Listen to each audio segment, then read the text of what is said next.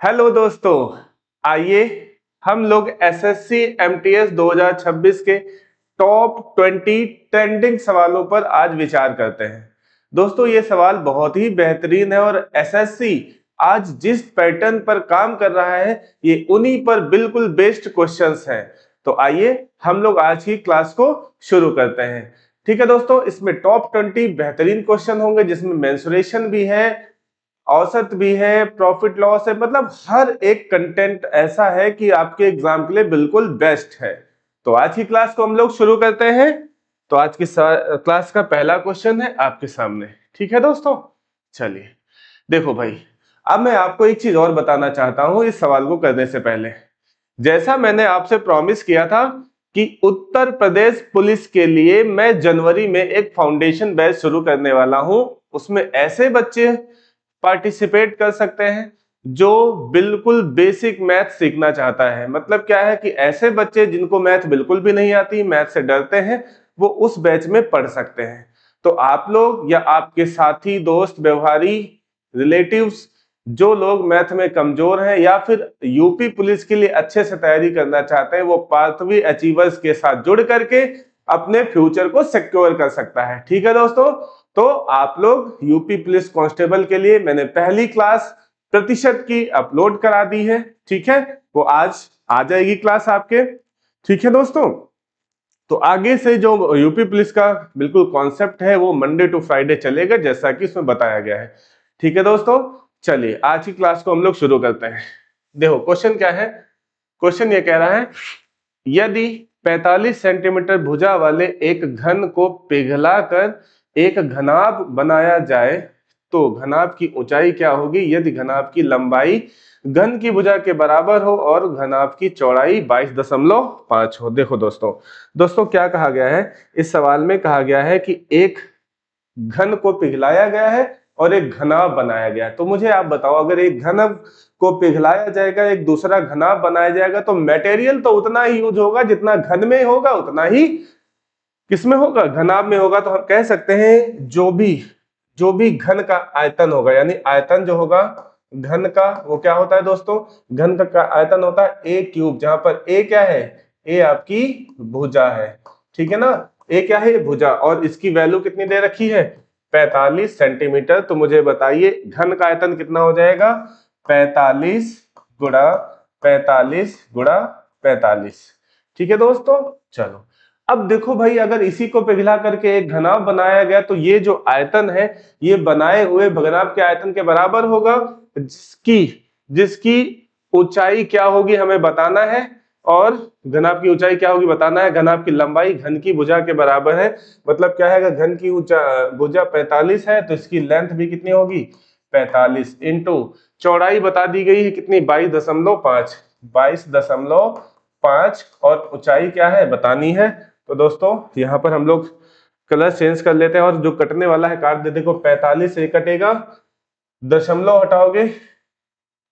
हटाओगे तो यहाँ पर नीचे 10 आ जाएगा, 15 से काटोगे, 15 तिया 45, 15 15 में 225, और देखो 15 तिया 45, यानी 3 तरक का 9, और ये 10 इधर आएगा, मल्टीप्लाई हो जाएगा तो कितना हो जाएगा, 3 तरक का 9, सही है, 15 15 225, 15 तिया 45, 10 इधर गुणा आ गया, 3 तरक का 9, 10 तिया 90, यानी जो h है हमारा कितना हो जाएगा, 90 हो जाएगा। यही हमारी घनाभ की ऊंचाई हो जाएगी। ठीक है दोस्तों, लाइक करते रहिए, कमेंट करते रहिए, शेयर करते रहिए। चलिए अगले सवाल पर आते हैं। एक आदमी स्थिर जल में 8 किलोमीटर प्रति घंटा की गति से नाव चला सकता है। धारा के प्रतिकूल दिशा में नाव चलाने में धारा के अनुकूल दिशा में चलाने की तुलना में 3 गुना समय लगता है। ठीक है, चलो वेरी गुड। धारा की गति किलोमीटर प्रति घंटा ज्ञात कीजिए। देखो स्थिर जल में नाव की चाल, यानी ये दिया हुआ है एक्स, ये क्या दिया हुआ है दोस्त, एक्स दिया हुआ है। फिर से समझिए, ये क्या दिया हुआ है, ये कहा गया स्थिर जल में नाव की चाल है तो हम इसको कहते हैं एक्स, और यदि पूछा क्या है, धारा की गति बताना है किलोमीटर प्रति घंटा में, इसको हम लोग वाई मान लेते हैं। तो जब कहा गया है एक आदमी स्थिर जल में 8 किलोमीटर प्रति घंटा की गति से नाव चला सकता है धारा के प्रतिकूल दिशा में, अगर प्रतिकूल दिशा में जाएगा तो हम मान लेते हैं डिस्टेंस कितना होगा, डिस्टेंस तो डी ही चलेगा, चाहे वो धारा की साथ में हो, चाहे वो धारा के विपरीत हो, क्योंकि यहां से देखा जाए धारा के विपरीत अगर चलेगा तो धारा के विपरीत क्या होगी, चाल हमने x लिया है 8 है और माइनस वाई, क्योंकि हमने धारा के साथ लिया है तो ये हमारा समय होगा, और धारा के विपरीत अगर समय देखा जाए तो t/8 माइनस वाई होगा दोस्तों। ठीक है, तो ये समय है, ये समय कौन सा है, ये समय हमारा है, ये समय है और ये भी हमारा समय है। तो देखो यहां पर धारा के प्रतिकूल चलने में लगने वाला समय ज्यादा होगा और धारा के साथ चलने वाला समय कम होगा। अगर मुझे दोनों को बराबर करना हो तो मैं क्या करूंगा, धारा के साथ चलने में जितना समय ज्यादा कम लग रहा है उसको उतना ही समय दे दूं तो ये दोनों आपस में बराबर हो जाएंगे। आप कहोगे हाँ सर बिल्कुल सही बात है। तो बस यहां से मैं इसको काट देता हूं, डी से डी कट जाएगा, ये 8 इधर चला जाएगा, 8 उधर चला जाएगा, तो मैं ये कह सकता हूं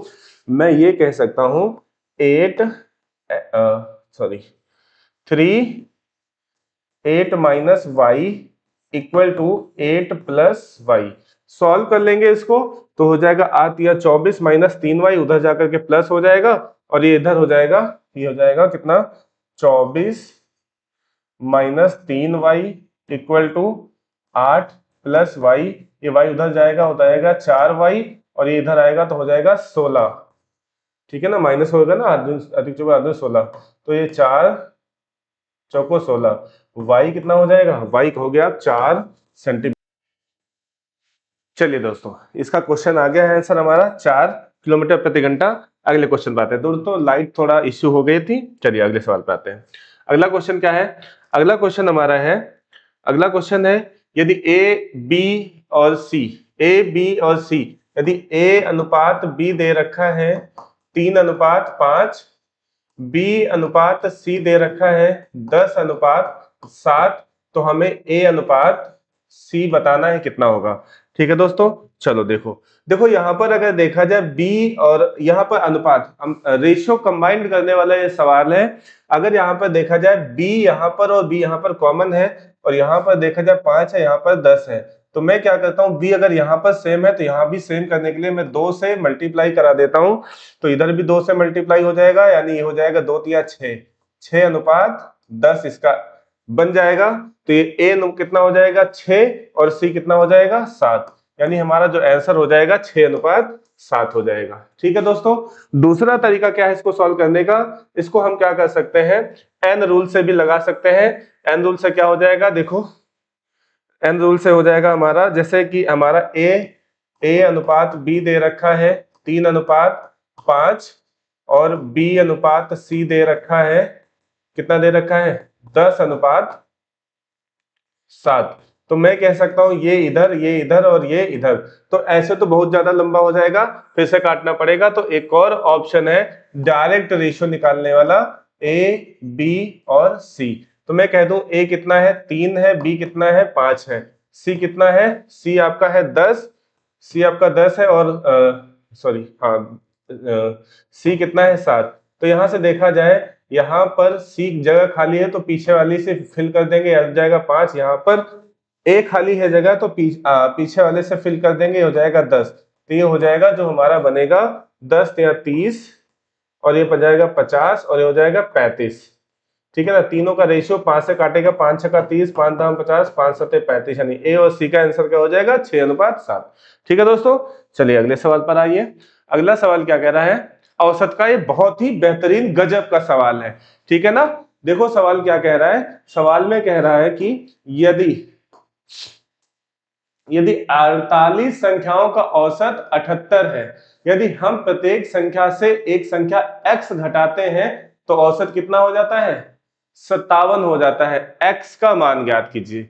ठीक है दोस्तों, x का मान ज्ञात कीजिए। तो दोस्तों इसको बेसिक से लगाने का तरीका क्या है, 48 संख्याओं का गुणा करेंगे, औसत से हमारा टोटल हो जाएगा, उसमें से x घटाना है तो औसत 47 हो जाएगा, तो बहुत ज्यादा तीन झाम हो जाएगा। मतलब कैसे, 48 गुणे 78, ये हमारा टोटल हो गया, इसमें से हम x, एक संख्या x घटाते हैं, अगर इसमें से x घटाते हैं तो हमारी जो औसत है कितना हो जाता है 57, लेकिन संख्याएं कितनी हो जाएंगे 48 माइनस x इंटू 57, यहां से x का वैल्यू निकालोगे आ जाएगा, ठीक है ना। लेकिन दोस्तों ऐसे करना नहीं है, ठीक है, कैसे करना है मैं आपको बताता हूँ। सवाल को देखो, कहा गया 48 संख्याओं का औसत कितना है 78। इसका मतलब यह हो गया कि प्रत्येक संख्या 78 होगी। प्रत्येक संख्या कितनी होगी 78 होगी। जब इसमें से हमने घटा दिया x, जब हमने इसमें x घटाया तो औसत कितना हो गया, ये हमारी क्या है औसत है। और बाद में क्या है औसत घटाने पर हमारा हमारा औसत कितना हो जाता है 57 हो जाता है, ठीक है ना। इसका मतलब क्या है, इसका मतलब है कि जो हमने एक संख्या घटाई है, जो हमने एक संख्या घटाई है वो कितनी होगी, कम होगी, 78 से कम होगी। और 78 से अगर कम होगी तो कितना कम होगी, हमें यही बताना है।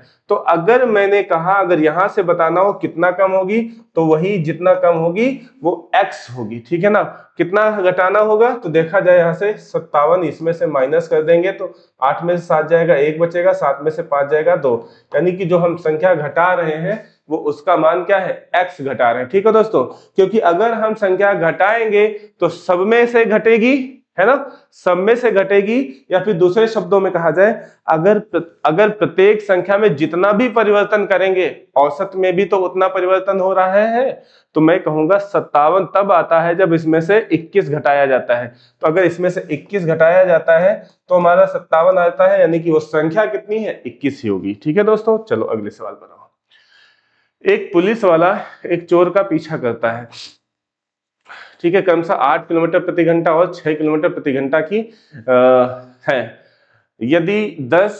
यदि पुलिस वाला 10 मिनट देरी से पीछा करना शुरू करता है तो कितनी दूरी के बाद वह चोर को पकड़ लेगा। देखो दोस्तों यहाँ पर समझो क्या है, एक चोर और पुलिस के बीच की दूरी ये होगी। ये दूरी क्यों होगी, क्योंकि ये 10 मिनट देरी से इसका पीछा करना शुरू करता है, कौन, पुलिस। पुलिस यहां से पीछा करना शुरू करेगी और कितनी स्पीड से, क्योंकि पुलिस पीछा करे तो 8 किलोमीटर, तेजी वाली स्पीड किसकी होगी, पुलिस की होगी।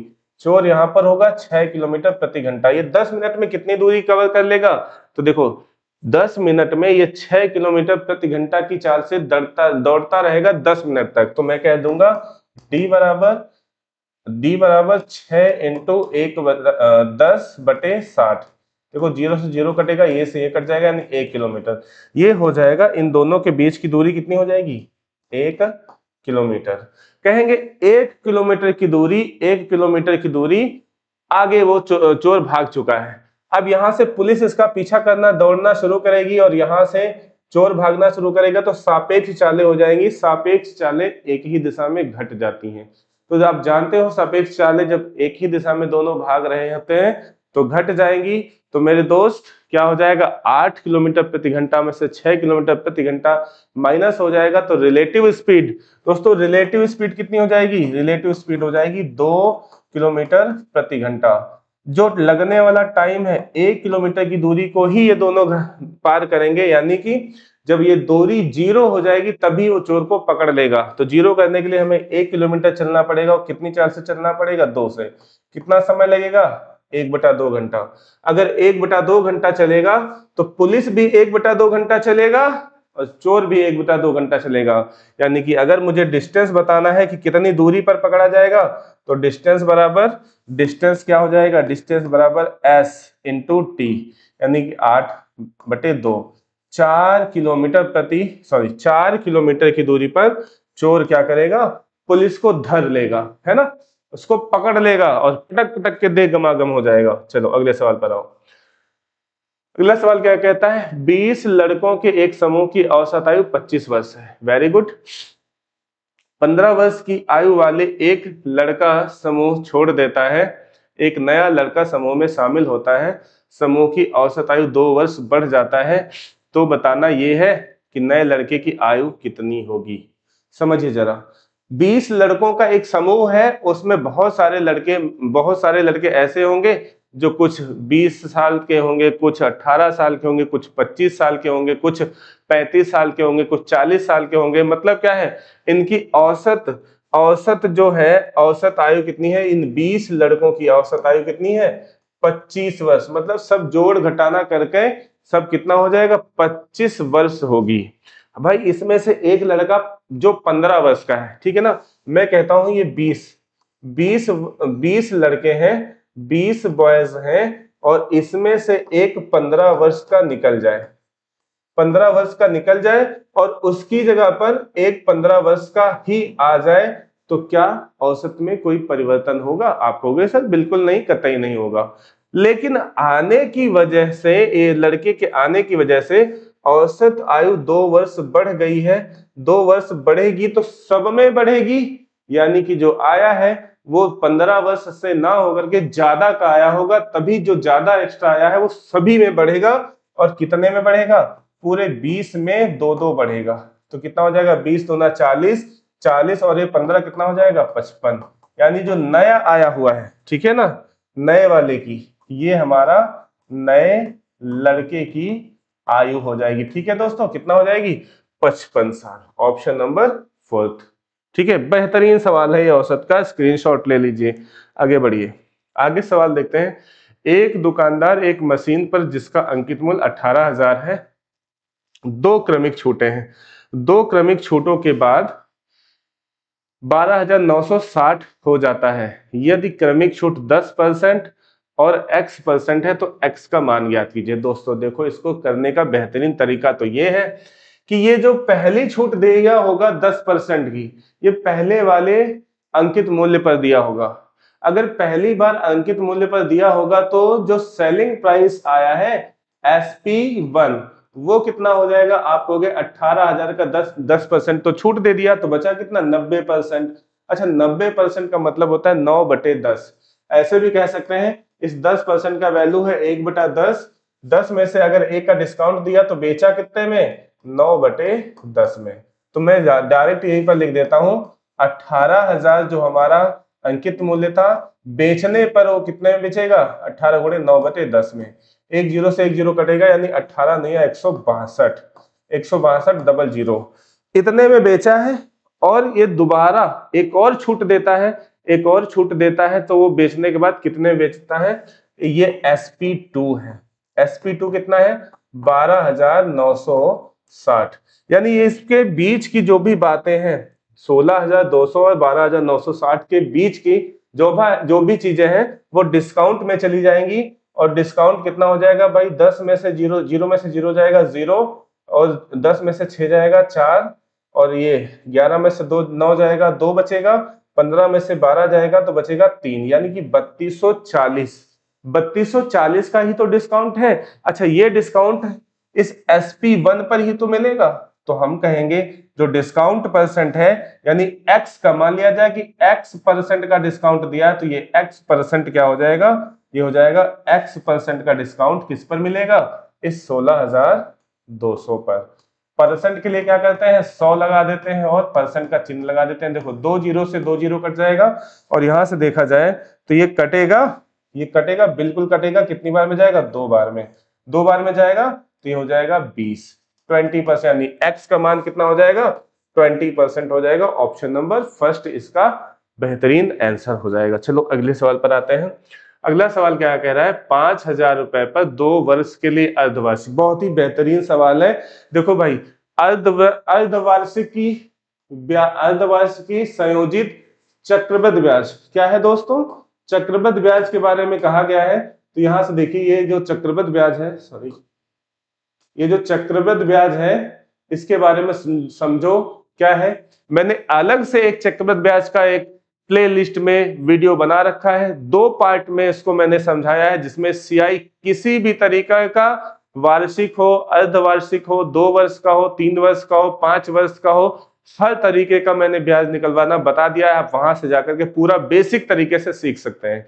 यहां पर सॉल्व करने के लिए मैं आपको फटाफट वाली ट्रिक बताता हूं, कैसे हम जल्दी निकाल सकते हैं। भाई, अगर रेट अर्धवार्षिकी है, अगर रेट अर्धवार्षिकी है, तो हम क्या करेंगे? रेट को आधा कर देंगे। बोलो हाँ कि ना? क्योंकि रेट तो वार्षिक होती है, जब ब्याज अर्धवार्षिकी दिया जाएगा तो रेट आधी हो जाएगी, यानी कि 10/2 हो जाएगा कितना? 5%। अच्छा, अगर 2 वर्ष के लिए है, समय कितना है? समय है मेरे भाई 2 वर्ष के लिए, तो अगर समय 2 वर्ष के लिए है तो अगर अर्धवार्षिकी रूप में दिया जाएगा तो ये कितनी बार हो जाएगा? आप कहोगे सर 4 बार हो जाएगा। तो 4 बार के लिए या 4 साल के लिए मैंने आपको एक ट्रिक बनाई है 4 6 4 1, यानी सीआई अगर निकालना है तो डायरेक्ट सीआई निकालने की ट्रिक क्या है? 4 6 4 1। इसका इंप्लीमेंट कैसे करना है? अब हमें रेट भी मिल गया, पी तो हमारा 5000 है, तो जब 5% 5000 का निकालोगे तो पहली बार मूलधन पर ब्याज होगा, जो भी आएगा भाई इसका यहाँ पर निकालोगे 5000 का 5% निकालोगे तो 2 जीरो कटेगा, 50 में मल्टीप्लाई होगा, यानी मैं कह सकता हूँ 5000 का 5/100। देखो 2 जीरो कटेगा इसमें से, 5 5 25, यानी जो भी आएगा 250 यहाँ पर मल्टीप्लाई कर देंगे। ठीक है दोस्तों, इसको मिटा देते हैं। फिर उसके बाद जो 250 आया है ये मूलधन पर ब्याज है, इस पर फिर से 5% का ब्याज देंगे तो आप कहोगे 25 पंचे 125 हो जाएगा, 125 और 2 संख्या बाद दशमलव लगेगा। ठीक है ना, 2 संख्या बाद दशमलव लगेगा तो हो जाएगा 12.50। अब फिर से इसका निकालेंगे तो ये हो जाएगा 125 पंचे 625 हो जाता है, तो आप कहोगे सर 625 हो जाएगा, यानी कि 0, और 4 संख्या बाद दशमलव लगेगा तो दशमलव यहां लग जाएगा। अब फिर से जब इसका 5% निकालोगे तो 625 पंचे क्या हो जाएगा, एक बार देख लेते हैं। देखो आंसर तो आप यही इतने में ही दे दोगे क्योंकि अगला पॉइंट 00 करके आएगा। ठीक है ना, तो यहीं से हमारा आंसर हो जाएगा। देखो अगर आंसर निकालने की सिर्फ बात होती है तो देखो यहां से सॉल्व करेंगे, क्या हो जाएगा 25 चौको 100, यानी ये हो जाएगा 10,000। 25 चौको 100, 25 चौको 100 और 1 जीरो, 25 चौको 100 1000 हो जाएगा। ठीक है दोस्तों, यहां सॉल्व करेंगे तो 12 पंचे 60 और 5 छक्का 30, 12 पंचे 60 सॉरी 12 छक 72 और 5 छक्का 30, 72 3 75, ये हो जाएगा 75। ठीक है ना, 1075, और यहां से जब मल्टीप्लाई करोगे तो ये हो जाएगा पॉइंट में हो जाएगा 0, 6 पंचे 30 का 0, हाथ में 3, 6 दूनी 12, 3 15 के 5, हाथ में 1, 6 चौको 24, 24 का 4, हाथ में 2, और ये पूरा हो जाएगा, यानी ये हो जाएगा। तो 1075 2 77.00 कुछ आएगा, तो आप आगे सॉल्व करोगे क्योंकि इसका भी तो 5% निकालना है। तो अगर मैं इसको सॉल्व करता हूं तो 0, 5 पचे 25 के 5, हाथ में 2, 5 दूनी 10 2 12, 5 छक्का 30 1 31, 1 2 3 4 5 6 संख्या बाद दशमलव, यानी कि 03.03 ऐसे करके आएगा। तो आप सीधा कह सकते हो 5 2 7 7 1 0 1 1077 1077.5 करके आपका हो जाएगा, क्योंकि यहाँ पर 5 3 8 कोटिमान से ये दशमलव 50 हो जाएगा, ऑप्शन नंबर सेकंड। ठीक है दोस्तों, चलिए अगले सवाल पर आते हैं। चलो अगला सवाल क्या है, एक दुकानदार एक वस्तु को बेचकर जितनी उसने छूट दी है में से उससे 3 गुना लाभ कमाया, यदि दी गई छूट 6.25% है तो उसका लाभ प्रतिशत क्या होगा। देखो बहुत ही बेहतरीन सवाल है, ये एसएससी में पूछा भी गया है। ठीक है ना, कई बार पूछा गए हैं इस तरह के सवाल। तो मैं ये कह सकता हूँ ये जो 6.25% है, इसको मैं ये भी तो लिख सकता हूँ कि 6 सही 1/4%, और 6 सही 1/4% क्या होता है, आप कहोगे सर 1/16 होता है। ठीक है ना, 1/16 होता है। अगर ये हमारा मार्क प्राइस है तो ये हमारा क्या हो जाएगा, डिस्काउंट मतलब इतनी की छूट दी गई है। तो मुझे बताओ दोस्तों क्या हो जाएगा अगर मैं कहूं मार्क प्राइस लिख देता हूं और फिर सेलिंग प्राइस लिख देता हूं, तो अगर मैंने कहा 16 रुपए की वस्तु 15 रुपए में बेची गई है तो डिस्काउंट कितना हो गया, तो डिस्काउंट हो गया 1 का। और फिर आगे कहा गया है जितनी उसने छूट दी है उससे 3 गुना लाभ कमाया है। अगर 3 गुना लाभ कमाया है तो लाभ तो हमेशा कॉस्ट प्राइस पर होता है ना दोस्तों, कॉस्ट प्राइस पर। तो अगर 3 गुना लाभ कमाया है यानी कि 3 लाभ होगा। तो अगर इस 15 में बेचा है 3 का लाभ कमाया है तो खरीदा कितने में होगा, आप कहोगे सर 12 में। तो आपको कॉस्ट प्राइस मिल गया, प्रॉफिट मिल गया। तो प्रॉफिट परसेंट क्या नहीं बता ले जाओगे, बिल्कुल बता लोगे। 3 का प्रॉफिट है किस पर है, 12 पे, और परसेंट के लिए लिख सकते हैं हम लोग 100। वैसे भी आप कह सकते हो 3 एकम 3, 3 चौक 12, 1/4 किसका वैल्यू होता है 25% का, या फिर इसको काटोगे तो हो जाएगा 25%। ऑप्शन नंबर सेकंड इसका आंसर हो जाएगा। दोस्तों ठीक है ना, चलो इसको एक बार चाहे तो आप फिर से रिवाइंड करके देख लीजिएगा। चलो अगले सवाल पर आते हैं। अगला सवाल कहता है एक व्यक्ति 20 किलोमीटर अप स्ट्रीम का मतलब है धारा के विपरीत दिशा में, और 28 किलोमीटर डाउन स्ट्रीम का मतलब है धारा की दिशा में यात्रा 4 घंटे में करता है। मतलब धारा के विपरीत जाने में और फिर धारा की दिशा से वापस आने में कुल 4 घंटे लगता है। यदि धारा की गति 2 किलोमीटर प्रति घंटा है तो स्थिर जल में नाव की चाल, स्थिर जल में नाव की चाल को हम लोग मानते क्या है, हम लोग मानते हैं स्थिर जल में x की चाल x किलोमीटर प्रति घंटा। ये क्या होगी, नाव की चाल। अगर ये नाव की चाल है तो मेरे भाई मुझे बताओ, अगर नाव की चाल x है, धारा की चाल 2 किलोमीटर प्रति घंटा है, तो डाउन स्ट्रीम 28 किलोमीटर जाने में जब धारा के साथ जाएगी तो नाव की चाल और धारा की चाल दोनों जुड़ जाएंगी, यानी क्या हो जाएगी x प्लस 2। ठीक है ना, और ये तो समय हो जाएगा, यही तो समय है। और अगर धारा के विपरीत जाएगा अप स्ट्रीम, यानी कि 20 किलोमीटर जाना है, और इसमें लगने वाला समय क्या हो जाएगा 20 बटा x माइनस 2। इन दोनों टाइमों को अगर जोड़ लिया जाता तो कितना हो जाता है, 4 घंटे के बराबर हो जाता है। अब दोस्तों यहां से आप पूरा कैलकुलेट करने से अच्छा है, क्योंकि x और x स्क्वायर हो जाएगा। भाई इसको सॉल्व करोगे तो एक द्विघात समीकरण बन सकती है। तो हमें x निकालना है, तो x जो भी होगा वो इन्हीं ऑप्शनों में से तो होगा। ठीक है ना, तो इन ऑप्शनों में से कोई एक ऑप्शन इसमें रख करके देखिए, जो सेटिस्फाई कर जाए वही इसका आंसर हो जाएगा। तो मेरे भाई मैं कौन सा ऑप्शन सबसे पहले रखूं, देखो यहां पर है 28, इसको डिवाइड किया जा सकता है, 7 से डिवाइड किया जा सकता है, 14 से डिवाइड किया जा सकता है। तो यह नीचे अगर 14 बन जाए किसी भी तरीके से तो काम बन जाए, 14 या 7, 7 के लिए हो जाएगा 5, 7 7 चौक 28, अकेले 4 घंटा हो जाएगा, इसलिए 7 नहीं बनाएंगे, इसको बनाएंगे 14, और इसको 14 बनाने के लिए x को 12 रखेंगे। एक ऑप्शन है 12, वही इसका आंसर हो जाएगा। लेकिन कैसे हो जाएगा जरा समझो, मैंने कहा 12 2 14, 14 दूनी 28, ये हो जाएगा 2 घंटा। ठीक है ना, यहां पर जब रखेंगे 12 तो 12 में से 2 जाएगा तो बचेगा 10, 10 दूना 20, ये भी हो जाएगा 2 घंटा। 2 घंटा और 2 घंटा मिलकर के हो जाएंगे 4 घंटा, जो कि हमारा राइट हैंड साइड है, यानी ऑप्शन क्या हो जाएगा, सी ही इसका आंसर हो जाएगा। ठीक है दोस्तों, चलो अगले सवाल पर आते हैं। अगला सवाल क्या कहता है, एक समांतर चतुर्भुज, एक समांतर चतुर्भुज है। तो मैं एक शेप ले लेता हूं, आपको समझाने की एक कोशिश करता हूं। ठीक है, ये मैंने एक शेप लिया। समांतर चतुर्भुज क्या होता है, देखो जरा, ये होता है समांतर चतुर्भुज। ठीक है, अब इसमें क्या क्या चीजें हैं ये समझो जरा। इसमें क्या कहा गया है, इसकी लेंथ है 16, इसकी लेंथ कितनी है 16, और इसकी जो दूसरी पैरेलल भुजा है, देखो एक समांतर भुजा है 16, यानी ये 16 है तो ये भी 16 होगी, ये 12 है तो ये भी 12 होगी। फिर इसमें एक चीज और दिया है कि क्या दिया है, 16 सेंटीमीटर आयाम वाली दो समांतर भुजाओं के बीच की लंबवत दूरी। मतलब क्या है, लंबवत दूरी का मतलब है आपसे कह दिया जा रहा है ये वाली जो डिस्टेंस है उसे h हम लोग कहते हैं, और ये दिया हुआ है 24। तो पूछा क्या है मेरे भाई, पूछा ये है कि जो 12, ये जो 12 वाली है इसके बीच की डिस्टेंस मुझे बता दो क्या होगी।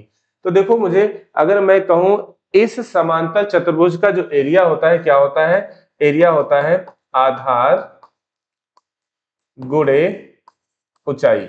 ठीक है, तो आधार गुणे ऊंचाई इसका एरिया होता है, तो मैं कह दूं एरिया इसका कितना हो जाएगा, तो आधार कितना है 16 और इसकी ऊंचाई दिया हुआ है 24, तो ये इसका क्षेत्रफल हो जाएगा। अच्छा, अगर ये 16 सेंटीमीटर भुजा वाले के लिए क्षेत्रफल इतना है तो 12 वाले के लिए भी इतना हो जाएगा, यानी ये क्षेत्रफल 12 वाले के लिए भी बराबर हो जाएगा। तो ये 12 एकम 12, 12 दूना 24, यानी 16 दूना 32, यानी जो h है, ये जो 12 सेंटीमीटर वाली भुजा है उसके बीच की जो डिस्टेंस है वो कितनी हो जाएगी, 32 हो जाएगी। ऑप्शन नंबर कौन सा हो जाएगा, ऑप्शन नंबर फर्स्ट इसका आंसर। ठीक है, अगले सवाल पर आ जाते हैं।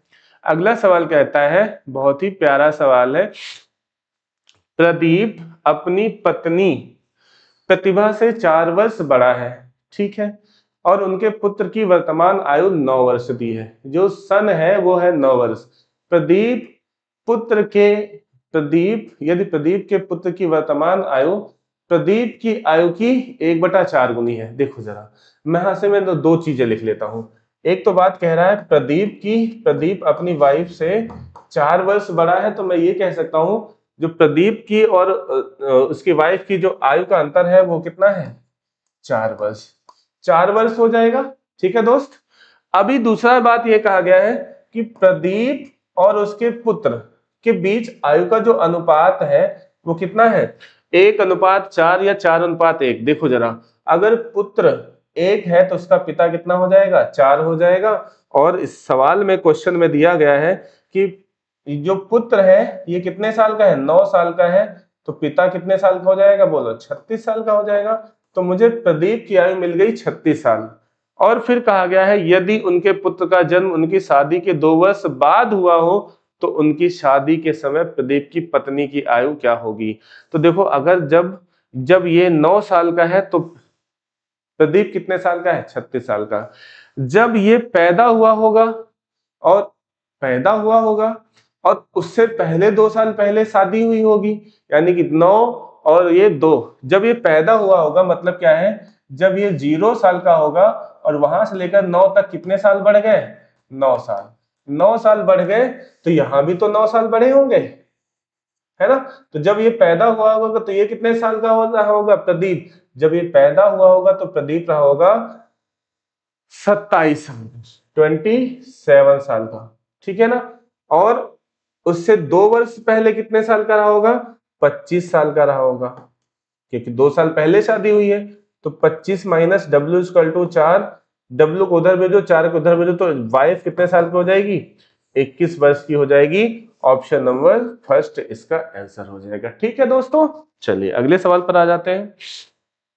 अगला सवाल क्या कहता है, यदि 16% प्रतिवर्ष की दर से 3 वर्षों में 72,000 रुपए पर साधारण ब्याज x% प्रतिवर्ष की दर से 4 वर्षों में 9600 पर साधारण ब्याज के बराबर है। देखो दोस्तों, ये लैंग्वेज वाले सवाल हैं, कुछ कर नहीं सकते इसमें। देखो कहा गया है 16% दर है और समय कितना है, 3 वर्ष है।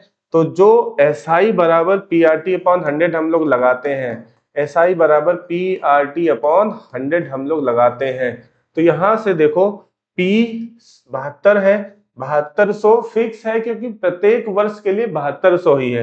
तो ये फिक्स हो गया, तो जो ब्याज है वो R और T % हो जाएगा ना। तो 16 या 48%, यानी 7200 पर जो 3 वर्ष का ब्याज है वो 16 या 48% हो जाएगा।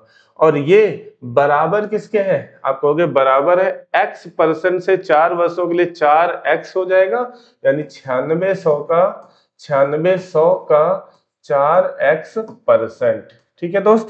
तो यहां से जो कटने वाला है उसको पहले काट देंगे, तो देखो कितने से कटेगा, 12 8 96 और 12 छंग 72, और ये कटेगा 8 छंग 48। परसेंट से परसेंट ये कट जाएगा, यहां से बचेगा कितना, देखो 4x। अच्छा ये भी काट दो, जरूरत क्या है। तो ये कटेगा 2 दूनी 4, 2 तिया 6, और ये कटेगा 2 तिया 6, यानी x इधर बचेगा और इधर हो जाएगा कितना, इधर बचेगा x और इधर जाएगा 3 तरह का 9%। यही इसका आंसर हो जाएगा, ऑप्शन नंबर फर्स्ट इसका आंसर। ठीक है, चलो अगले सवाल पर आओ। यदि किसी संख्या का 40% और दूसरी संख्या का 60% का योग 50 है, यदि दोनों संख्याएं समान है, अच्छा दोनों संख्याएं समान है, तो प्रत्येक संख्या का मान क्या होगा। तो देखो, अगर दोनों संख्याएं समान है तो एक संख्या का 40%, दूसरी संख्या का 60% मिला करके 50 होता है। तो वो संख्या सीधी सीधी, भाई दोनों संख्या समान है तो 40% और 60% मिला करके 100% हो जाएंगी।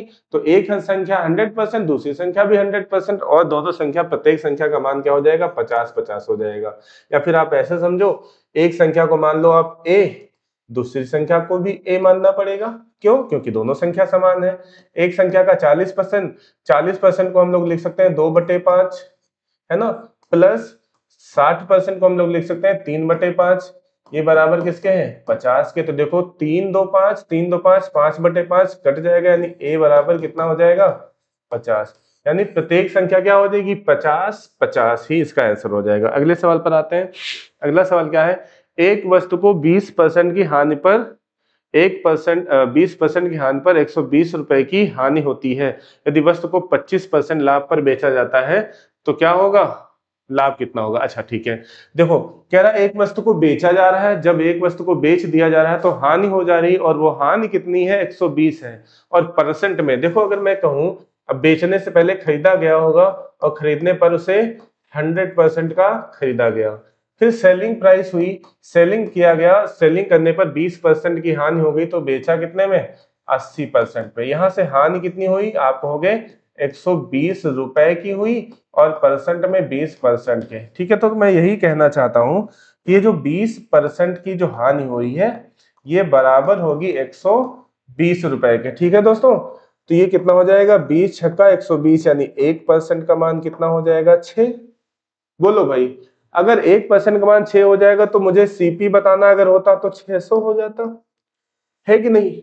अगर सीपी हो जाता 600 और इस पर 25% का प्रॉफिट लेते तो हमारा जो प्रॉफिट हो जाता कितना हो जाता 150, या फिर 1% बराबर 6 के है तो 25% जो हम लाभ ले रहे हैं वो किसके बराबर हो जाएगा 6 गुणे 25 माने 25 छक्का 150। ऑप्शन नंबर सेकंड इसका आंसर। ठीक है, चलो अगले सवाल पर आओ। अगला सवाल कहता है कि यदि एक ट्रेन 150 मीटर लंबी है, 54 किलोमीटर प्रति घंटा की गति से चल रही है, तो एक खंबे को कितने सेकंड में पार करती। भाई देखो जरा, एक खंबा है ये, इधर से एक ट्रेन आ रही है ना, एक ट्रेन आ रही है, इसकी लंबाई कितनी है 150 है, और इसको पार कर रही है, किसको पार कर रही है, इस खंबे को, इस पोल को पार कर रही है। इस पोल को पार करने में लगने वाला समय t बराबर d/s होगा कि नहीं होगा, क्योंकि ये ट्रेन जब इसको पार करेगी 54 किलोमीटर प्रति घंटा की चाल से, तो ये अपनी दूरी के बराबर ही तो डिस्टेंस चलेगी। तो डिस्टेंस कितना है 150, और समय स्पीड कितनी है 54 गुणे, क्योंकि ये किलोमीटर प्रति घंटा में है तो इसको मीटर प्रति घंटा में बदलेंगे, क्या हो जाएगा 5/18। जो कटने वाला है काटो फटाक से, इसको काटेंगे तो ये हो जाएगा 18 तिया 54, 5 तिया 15, धामा 150, यानी कि 10 सेकंड में उस खंबे को पार कर ले जाएगी। ऑप्शन हो जाएगा इसका ऑप्शन नंबर थर्ड। अगले सवाल पर आओ। यदि किसी संख्या का 75% 450 है तो 20% उस संख्या का कितना होगा। अच्छा, उस संख्या का 20% कितना होगा, तो बहुत अच्छा सवाल है। देखो 25 या 75, और नहीं 15 से काटो, 15 से अगर इसको काटेंगे तो देखो अगर ये इसके बराबर है तो 15 पछे 75, 5% बराबर किसके हो जाएगा 15 तिया 45, यानी 5% बराबर 30 के।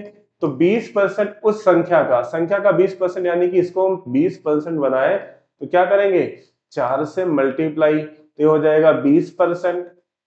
अगर इधर 4 से मल्टीप्लाई कर दिया है तो इसमें भी 4 से मल्टीप्लाई करना पड़ेगा, यानी 120 यानी 20% उस संख्या का कितना हो जाएगा 120 हो जाएगा। Option number B. चलिए अगले सवाल पर आ जाओ। अगला सवाल कहता है कि दो संख्याओं का HCF 12 और LCM 180 है। यदि एक संख्या 36 है तो दूसरी संख्या क्या होगी। देखो मुझे पता है कि first number into second number बराबर होता है LCM इंटू HCF के। ठीक है ना, तो क्या हो जाएगा LCM कितना है 180 है, HCF कितना है 12 है। पहली संख्या आपकी 36 है, दूसरी संख्या बतानी है। देखो जरा इसको सॉल्व करेंगे तो 12 तिया 36 हो जाएगा और 3 छंग 18 हो जाएगा। Option number B. अगले सवाल पर आओ। अगला सवाल कहता है, अच्छा अगला सवाल सिंप्लीफिकेशन का है, थोड़ा टाइपिंग मिस्टेक हो गई थी तो मैंने उसको सही कर दिया है। ठीक है, तो यहां से अगर देखा जाए इसको सॉल्व करने के लिए, देखो भाई बहुत ही बढ़िया सवाल है, अच्छा सवाल है। देखो यहां से अगर मैं कहूं ब्रैकेट सबसे पहले सॉल्व होगा, तो सब में ब्रैकेट लगा हुआ है तो सॉल्व कर लेते हैं सबको पहले। अच्छा, सबको पहले सॉल्व कर लेते हैं। तो देखो 15 का इसमें मल्टीप्लाई करेंगे तो 15 चौको 60, 15 चौको 60 हो जाएगा, यानी एक संख्या बाद दशमलव हो जाएगा, यानी 6 की पावर 4। 6 की घात कितनी हो जाएगी? 4। और फिर बटे में आगे लिखा हुआ है, इसको सॉल्व करेंगे तो देखो इसको सॉल्व करेंगे, 0 से 0 कटेगा और ये हो जाएगा, ये कितनी बार में जाएगा? 3 तरह का 9 तीछंग 18, 3 तरह का 9 तीछंग 18, यानी ये हो जाएगा 36 की पावर 4। और जब इसको डिवाइड में लिखेंगे तो ये हो जाएगा 36 की पावर 4 हो जाएगा, ठीक है ना। फिर आगे क्या है? अच्छा, आगे गुणे में लिखा हुआ है। अच्छा, गुणे में लिखा हुआ है आगे, तो गुणे में लिख देंगे। ये देखो 2 की पावर सॉरी 3 की पावर 3 लिखा है, ये 2 की पावर 3 लिखा है, तो हम लिख सकते हैं 3 गुणे 2 और इस पूरे की पावर 4 बराबर, यहां पर लिखा हुआ है 3 गुणा 2 और इसकी पावर क्वेश्चन मार्क प्लस 5। अब इसको सॉल्व करना है, इसको सॉल्व करेंगे। देखो जरा, ये 6 की पावर 2, इसको मैं लिख सकता हूं, इसको मैं लिख सकता हूं, इसको देखो समझो जरा, इसको मैं लिख सकता हूं 6 की पावर 2 की पावर 4, इसको मैं लिख सकता हूं 6 की पावर 2 और इसकी पावर 4, ठीक है ना। देखो घात के ऊपर घात क्या हो जाती है? गुणा हो जाती है ना। 4 दूनी 8, अब ये 4 दूनी 8 ऊपर जाएगा तो ये पूरा कट जाएगा, है ना, ये पूरा कट जाएगा और ये ऊपर जाकर के एक माइनस हो जाएगा, ठीक है ना। तो माइनस हो जाएगा तो -4 ये 4, ठीक है, क्या हो जाएगा? देखो यहां से ये कट जाएगा और नीचे बचेगा क्या? नीचे बचेगा ये 6 की पावर 4 बचेगा, ठीक, हाँ बिल्कुल सही बात है। यहां पर क्या है? 6 की पावर 4, 6 की पावर 4। अच्छा, एक चीज और हमने लिखा नहीं,